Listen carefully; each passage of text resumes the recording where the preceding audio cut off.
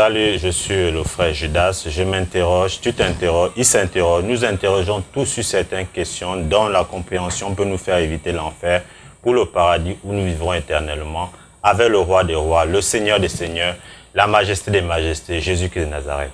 Et aujourd'hui, voici ta question. Y a-t-il réellement une vie après la mort? Je tiens déjà à te remercier pour ta question, ok, qui est une contribution très importante pour l'avancement de l'œuvre de Dieu, pour l'avancement de l'œuvre de Jésus-Christ, qui est le roi des rois, le Seigneur des seigneurs, comme nous te disons toujours. Ok, et c'est important pour nous de te remercier déjà pour cette question. Ok, une question qui fait l'objet de beaucoup de controverses parce que la vie après la mort est un concept un peu disons, très sensible, justement parce que les personnes qui l'enseignent ne se basent sur aucun support divin. Et comme nous faisons sur la Sainteté FM, sur la Sainteté TV et sur notre site www.lasainteté.com, nous ne répondons aux questions que par la parole de Dieu. Nous ne sortons pas du cadre de la parole de Dieu. La Bible, qui est la parole de Dieu, qui est l'unique parole de Dieu. Il n'y a pas une autre parole de Dieu en dehors de celle-là. Ok, voici encore ta question, je tiens encore à la rappeler avant de continuer. Y a-t-il réellement une vie après la mort? Ok, et comme je disais tout à l'heure, les controverses autour de ce sujet, l'origine des controverses autour de ce sujet, c'est parce qu'il n'y a aucun support divin. Par exemple, tu auras une première catégorie de personnes qui te dit qu'après la mort, c'est fini. Ok, il n'y a plus rien après la mort. Et c'est justement cette catégorie de personnes que tu retrouves autour de toi, ces personnes dont on dit souvent qu'ils vivent une vie à 100 à l'heure. Ok? Et une seconde catégorie, par exemple, cette catégorie qui a souscrit avec beaucoup d'organisations occultes et mystiques, ok? À l'instar de la Rose-Croix, la franc-maçonnerie et bien d'autres, ok? Qui t'enseignent qu'après la mort, les hommes se réincarnent, ok? Et que la réincarnation, en principe, est fonction de ta vie antérieure. Ok, une autre troisième catégorie, pour si je peux m'arrêter là avec cette troisième catégorie, tu dis qu'après la mort, ok, les hommes suivent tous un chemin qu'on appelle le purgatoire, pour se purifier et vivre éternellement. Ok, donc pour eux l'enfer n'existe pas. Ok, et c'est justement ce que l'Église catholique roumaine t'enseigne. Ok, malheureusement cette doctrine sur le purgatoire a entraîner pas mal de personnes en enfer et, et continue d'ailleurs. Y a-t-il réellement une vie après la mort? Okay? Je vais me baser sur les Saintes Écritures, comme je te disais tout à l'heure. Il y a tellement de passages dans la Bible qui peuvent te prouver qu'il y a une vie après la mort. Mais aujourd'hui, je vais m'arrêter juste sur la parabole du riche et de Lazare pour pouvoir répondre à ta question. Ta question qui est de savoir, y a-t-il réellement une vie après la mort? Pour cela, la parabole du riche et de Lazare se trouve dans Luc 16, du verset 19 à 31, c'est-à-dire 19 à la fin. Mais je ne vais pas le lire ici, mais je vais m'arrêter sur certains versets, sur le verset 22, 23 et 24, ce sont des versets ici qui te permettront de savoir réellement s'il y a une vie après la mort. Parce que, comme je t'ai dit, il faut toujours se baser sur la Bible. La Bible, c'est la vérité universelle. Maintenant, que nous dit le verset 22 du chapitre 16 concernant la parabole du riche et de Lazare? Le verset 22 te dit, le pauvre mourut, il s'agit ici de Lazare, et il fut porté par les anges dans le sein d'Abraham.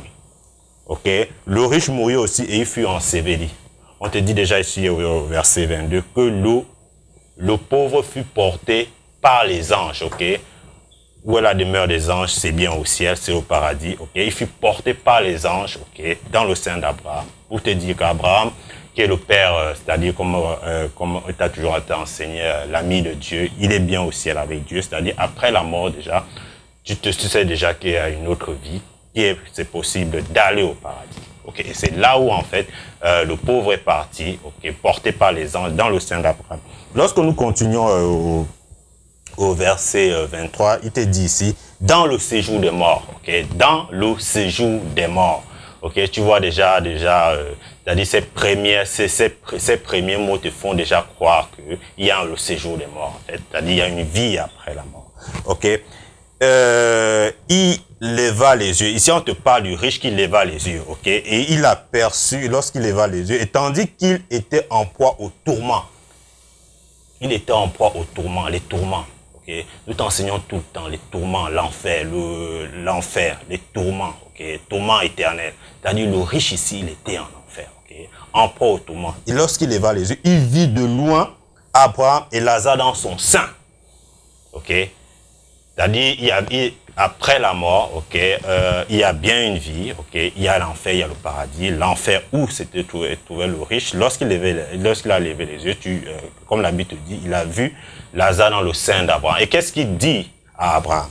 Au verset 24, il dit, il s'écria, Père Abraham, aie pitié de moi et envoie Lazare pour qu'il trempe le bout de son doigt dans l'eau et me rafraîchisse la langue, car je souffre cruellement dans cette flamme.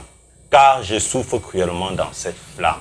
Ok, voici, ok, ces derniers mots, ok, qui te font, ok, qui te prouvent à suffisance que l'enfer existe. Le riche était en enfer. Ok, après la mort, ok, tu as deux destinations, l'enfer ou le paradis. Ok, le riche était en enfer, le pauvre Lazare était au paradis, dans le sein d'Abraham. Comme il te dit ici, là, dans ce passage, dans cette parabole. Maintenant, à la sortie certainement de cette lecture, à la sortie de cette réponse que j'ai donnée à ta question, tu dois certainement te poser une autre question. Est-ce que forcément tous les riches iront en enfer et que tous les pauvres iront au paradis? C'est tout à fait normal que je pose cette question, parce qu'à la première lecture de cette parabole, c'est ce qui en ressort. Mais je vais te dire ici, ça n'a rien à voir. L'enfer et le paradis, ok, l'enfer et le paradis n'ont rien à voir, ok, avec ta condition sociale. Okay. L'enfer ou le paradis, tout ce qui définit ta destination, okay, tout ce qui définira notre destination, que ce soit en enfer ou au paradis, dépend uniquement de la relation que nous aurons avec Jésus-Christ. Okay. De la relation que nous aurons avec Jésus. Cette relation qui définira notre destination finale. Je dis bien c'est une destination finale parce que Lazare est au paradis pour toujours, le riche est en enfer pour toujours. Okay? Et maintenant, cette condition, okay, cette condition pour vivre éternellement, comme je t'ai dit, ta relation avec Jésus-Christ dépend du respect strict des saintes écritures de la Bible, comme je t'ai toujours dit, qui reste et demeure la seule parole de Dieu. Je pense avoir répondu à ta question. Merci infiniment de nous l'avoir envoyé. Okay. Nous te demandons de continuer à nous envoyer d'autres questions comme celle-ci, des questions qui changent la vie des hommes que nous sommes. Okay. Nous te demandons de nous l'envoyer sur notre site, sur notre adresse email autant pour moi, la sainteté 1 comme le chiffre 1 @gmail.com, et nous ferons un plaisir de te répondre. Merci pour ta contribution. Que Dieu te bénisse au nom du Père, du Fils et du Saint-Esprit. Au nom de Jésus de Nazareth. Amen.